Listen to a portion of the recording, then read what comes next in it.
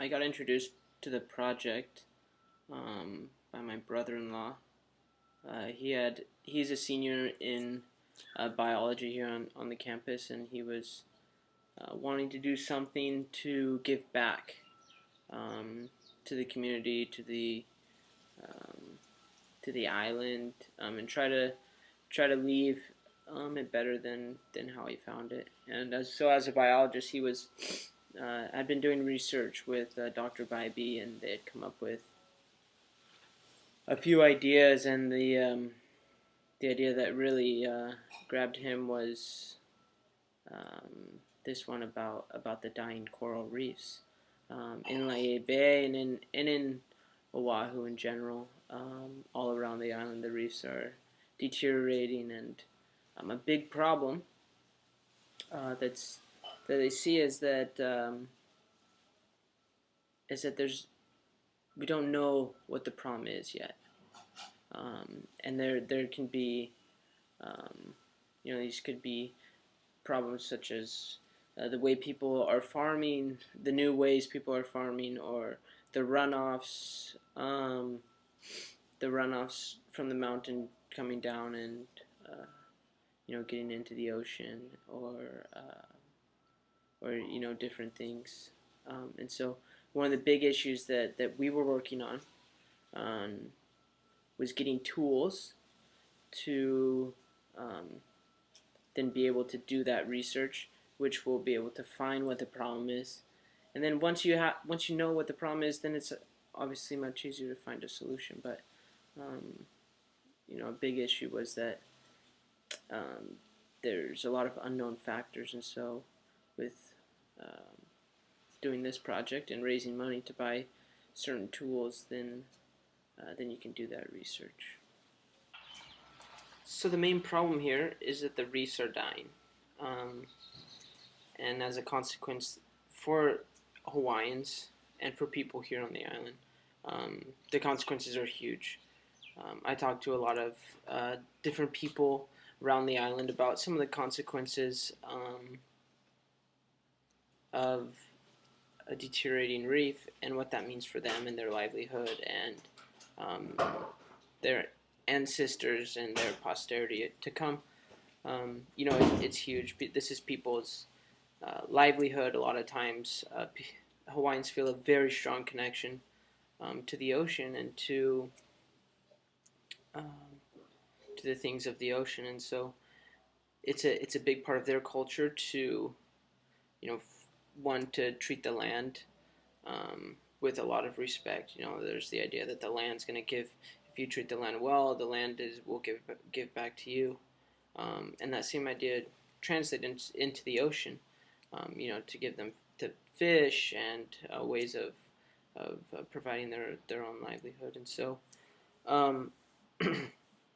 I was able to spend time in the ocean, diving with different people, and I was also able to spend time surfing and being able to talk with older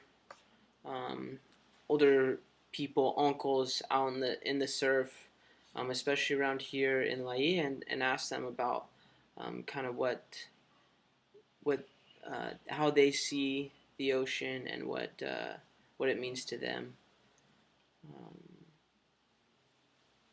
And also the consequences, like we talked about, of what's going to happen if, the reefs continue to die, and if this trend continues, and there's not something that they'll be able to reverse it.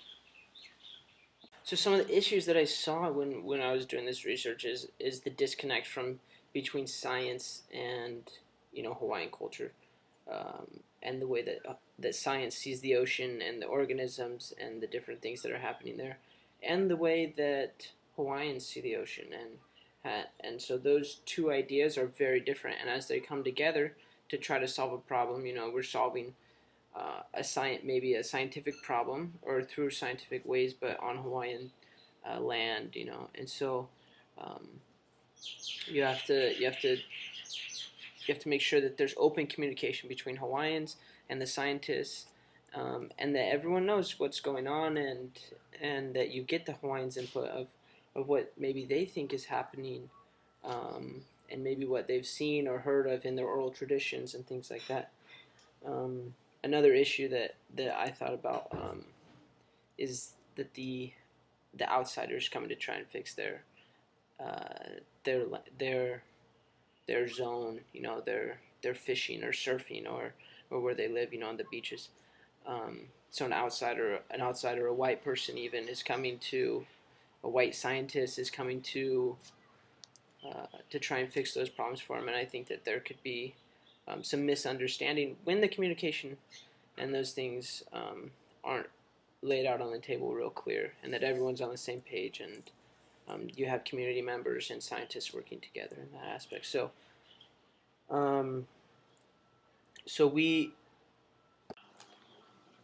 So I sat down with Dr. Bybee and with David and Aaron, the two senior biologists here that were also working on this project with me. We discussed what was really needed to start doing the research in the bay. And so we came up with two tools that were gonna. They came up with the tools that would be needed and that would be donated to the Marine Biology Department to start in this research. And so that's kind of the scientific side of things, that they need those two tools to do the scientific research in the bay. So to raise money for this these tools, we started an Indiegogo, a crowdsourcing site and movie that talked about the issue that's going on here in Hawaii, specifically in Laie. The resources that we have, which would be a mentor, marine biologists, and also students that could perform free labor for us if we were to be able to provide meaningful tools for them to do that research. So our idea is that we're going to provide the tools for them, and then they're going to be able to do the research here on campus. Them being marine biologists, students, they need to complete senior research, and if they have the correct tools, then they can do meaningful research that will impact this issue and this problem that we have, and that they can conserve and even rebuild or replant, reconstruct the reefs. So here's the movie that we put up on our Indiegogo site. It ended up raising $2,144. Our goal was $3,500 to buy both of them, but here's the video. You can have a look at it now.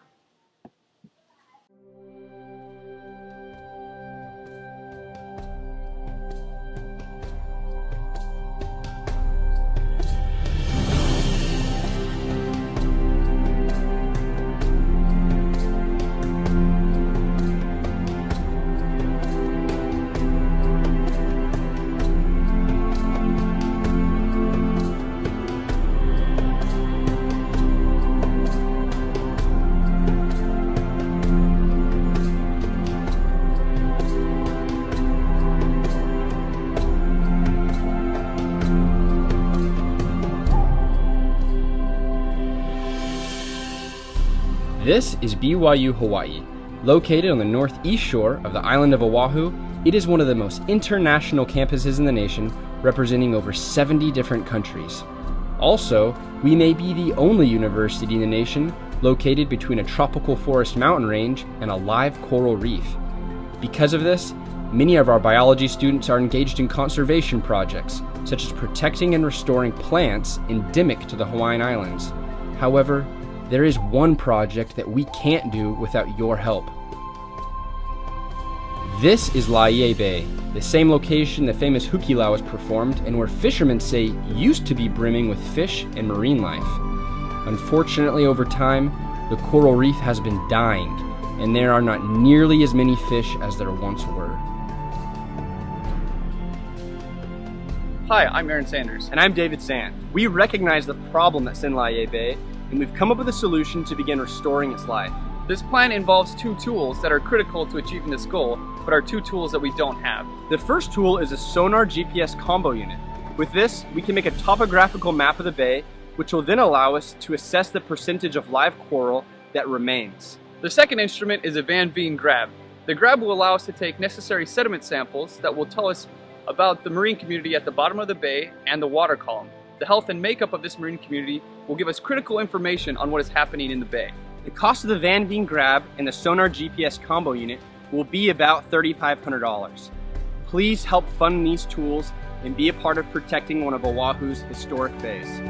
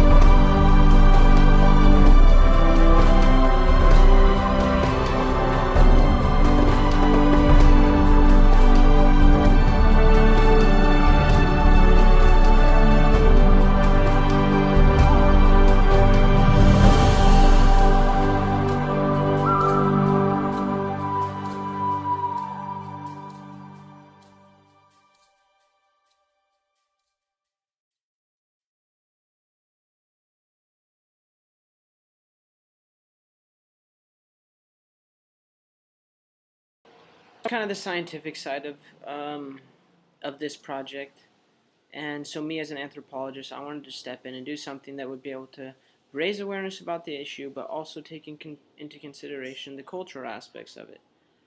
Um, so I decided that we could do an event that would bring in a lot of the cultural aspects of Hawaiian culture, being music and talking, talking story, to bring those things into um, and mesh them with science, I guess, so that there could be a space where non-scientists, Hawaiians, or non-scientists, other people, not natives, will be able to have a chance to understand what's happening, and also be able to ask questions about what the project is about, how it's going to affect them, how it will affect the reefs, and what kind of procedures are going to be done.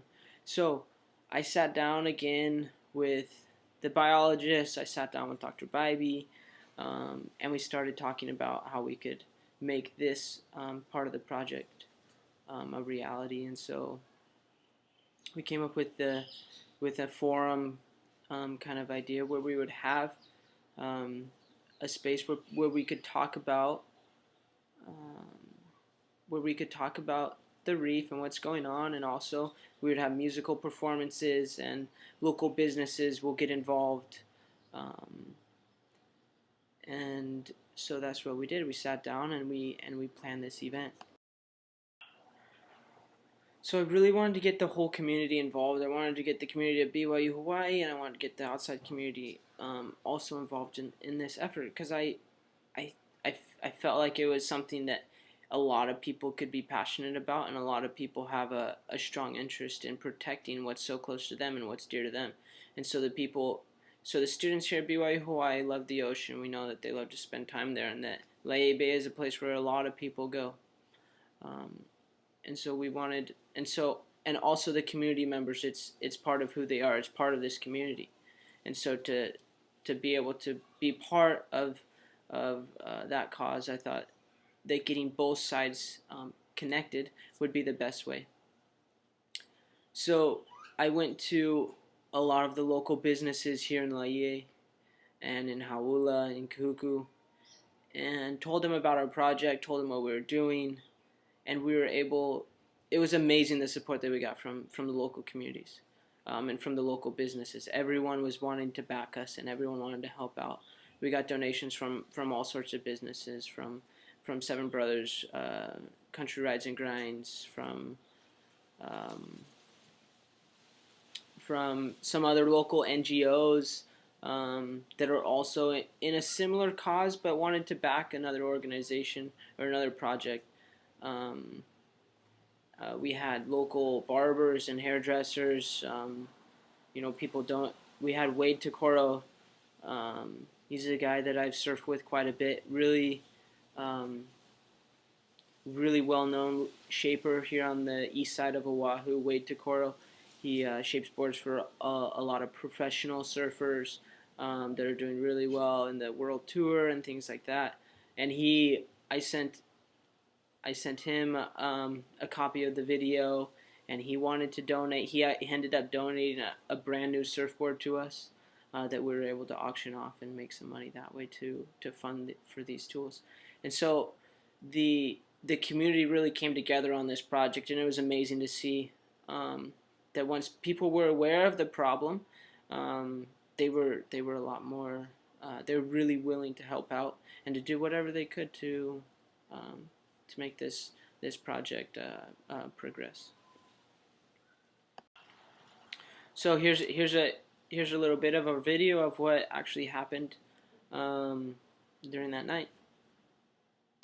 We had a great night at the Save the Bay event with lots of people and lots of discussion, music, and talk about what was going on and what was happening.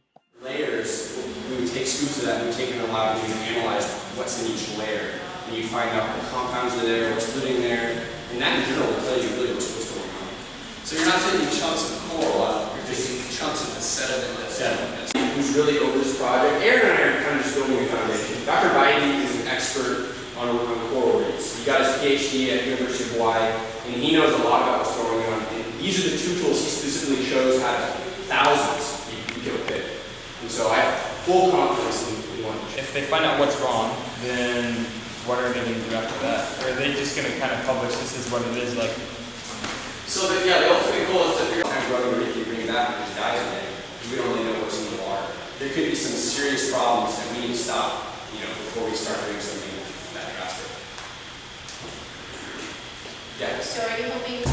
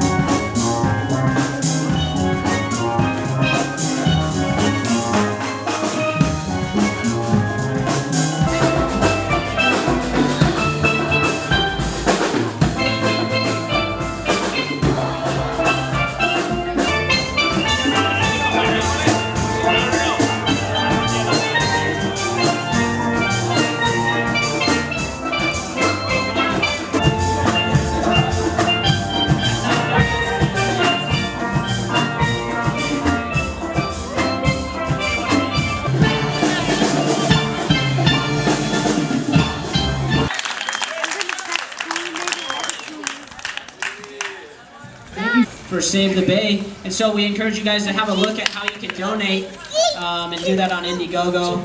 We just like to thank our donors for the things that they've given us to raffle off. Melinda Pike has done a lot to help us out with giving out prints for our Indiegogo, and she has some more that she's going to raffle off tonight. Foss is coming and 03179. 003. We make t-shirts, hoodies, tank tops. We have stickers if you guys need to get one. Because I've got my social media and website. What's to say so that I can get my way? What am I doing wrong? What can I do differently? I don't know how to go on. Tell me what's wrong with me. But I know I mean it when I say, baby, come. Gosh, you really want to can't stand to see you walk out. Hey, nothing at all. Now, I mean, it's open invitation, yeah. Spin in your shoes and lean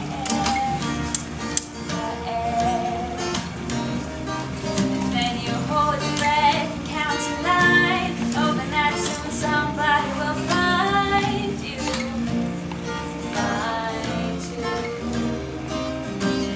on, go on, go on. The stars are watching. Just say, just say. I feel when I'm in the ocean. I feel happy. I like being in the ocean. Yeah. I like So as a Hawaiian, you're Hawaiian, right? So as a Hawaiian, what's the ocean mean to you? it's a playground and a source of all sorts of things, food and entertainment. Can you speak up just a little But bit? it's like the ocean is a playground and a source of food and entertainment and relaxation. Do you feel like a strong connection to the ocean? Yeah, very strong connection. Yeah. Cool. So does your dad, your uncles, everyone fishes and surfs or? Not so much now. They did when they're younger, Yeah. but they, old men, Yeah. busy at work. But you can definitely tell it's like comes down from the family line. Like uncle surfs, so Gid surfs, and Gid surfs, so little Gid's gonna surf like that. Yeah. Sick. Okay. And so how will it be if the reefs are kind of messed up later on? I mean, what will that do for you and your family, Hawaiians? What do you? I mean, Save the bay.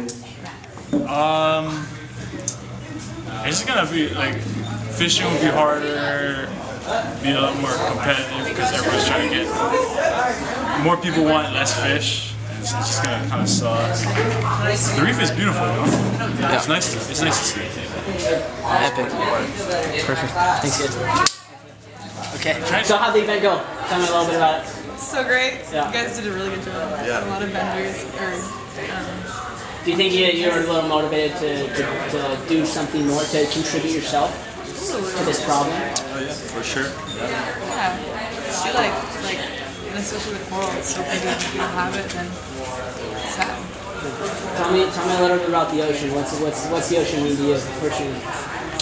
Me personally, especially here at IE, I like to surf out there.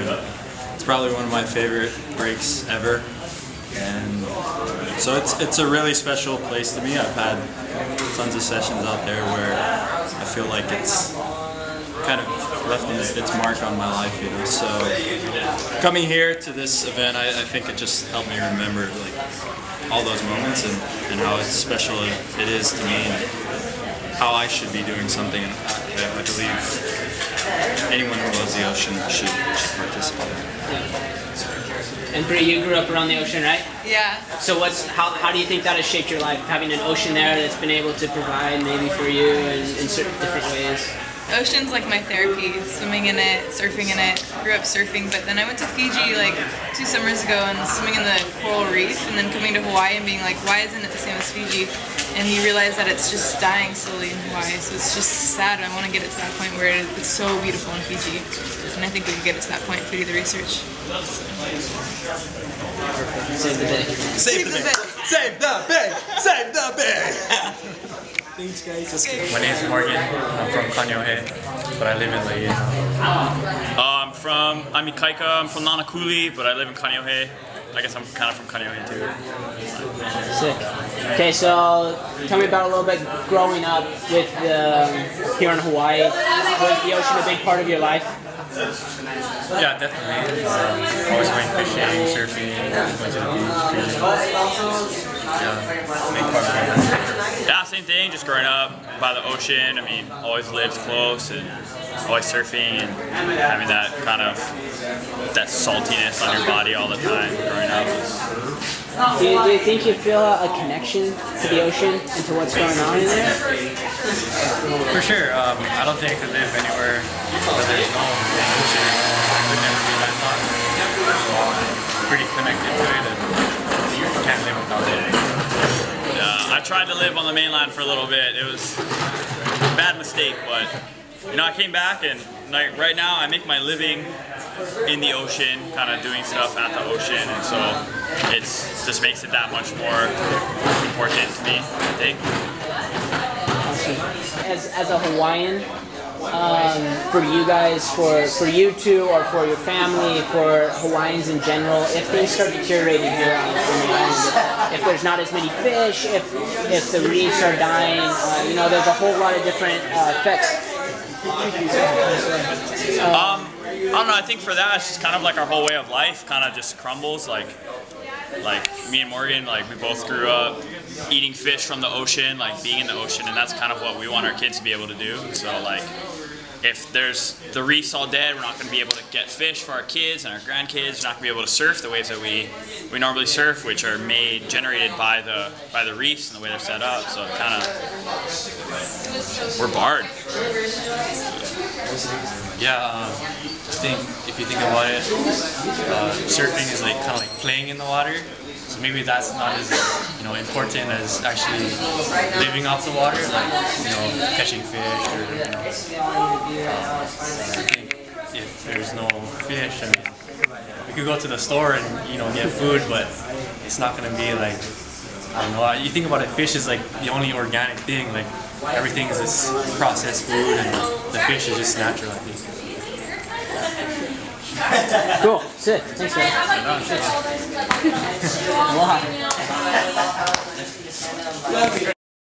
So the Save the Bait event that we threw, and it was actually a big success. There was a lot of people that came out.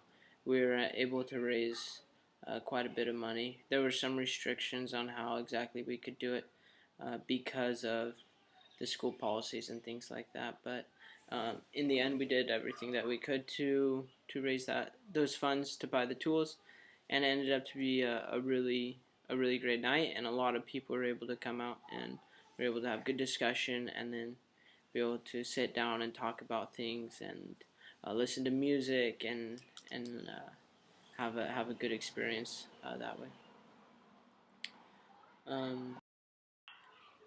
Along with this, also we were able to present at the Empower Your Dreams conference here on campus, and so we were able to share this vision and dream with a lot of people actually, which helped as well to see some of the concerns that they had, and different people, community members were there, people from outside the state of Hawaii, businessmen, administration, and everyone could see what kind of issues that were had here. And we talked about becoming an NGO and being able to rent our equipment to be sustainable after we raised the money to acquire those tools. And so things are being and we actually were able to get second place there at the Empower Your Dreams conference, and so it was actually a big success.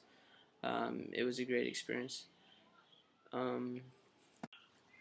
But this is an issue that isn't changing right now. It's not getting better, and it affects a lot of people. It affects people from outside the state of Hawaii, tourists coming in. It affects people that have come here to live. It affects Native Hawaiians especially, people that feel that strong connection, as we could see in the interviews and other things that other research that I was able to do, that the Hawaiians especially feel such a strong connection to the ocean. And if it's not breathing life like it should be, if the reefs aren't growing, and the fish aren't flourishing, the reefs aren't working like they're meant to, then there's going to be serious issues in Hawaiian culture and cultures around the world that rely on the ocean and things like that. And so this is an issue that seriously affects the culture of the Hawaiian people, and it's not just a scientific issue. And I hope that the solutions, and I know that the solutions aren't going to be just scientific as well. It's going to affect the way people live. It's going to affect the way people farm, and it's going to affect the way people act in the ocean, and what kind of things they're doing to preserve those things. And so as we're searching for solutions, I know that anthropology is going to have a huge impact on this as well, because those issues and the ways that people are living and the ways they're farming are all cultural as well. And so to implement change and things like that, you're going to need somebody that can understand those things. And so as this project continues to move on, and the reasons are found for why it's dying, which is first why those tools are needed, and then able to find solutions. I know that's going to affect a lot of people in different ways, and there's going to be opposition, and people are going to need to be able to sit down and talk. And I think that's a huge role that we as anthropologists can play in this issue.